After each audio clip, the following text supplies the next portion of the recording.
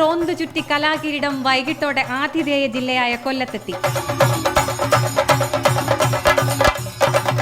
ജില്ലയിലെ 11 പോയിന്റുകളിലും കപ്പിന് കിട്ടിയത് വൻ വരവേൽപ്പ്. 6:30 മോഹക്കപ്പ് ചിന്നക്കടയിൽ മന്ത്രിമാരായ V Sivankutty, K N Balagopal, MLA മാർ, കളക്ടർ തുടങ്ങിയവർ കിരീടം സ്വീകരിച്ചു. ശേഷം ഉത്സവാന്തരീക്ഷത്തിൽ പ്രധാന വേദിയായ ആശ്രാമം മൈതാനിയിലേക്ക്.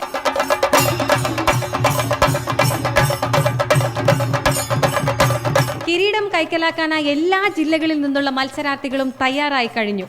ഉറക്കം പിടിക്കാതെയുള്ള കണക്കുകൂട്ടലുകളിലാണവർ. പഴയിടത്തിന്റെ കലവറയും രാവിലെ തുറന്നു.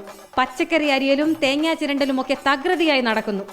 നാളെ രാവിലെ വേദികൾ ഉണരും 5 നാളിലെ കൊല്ലപ്പൂരത്തിനായി.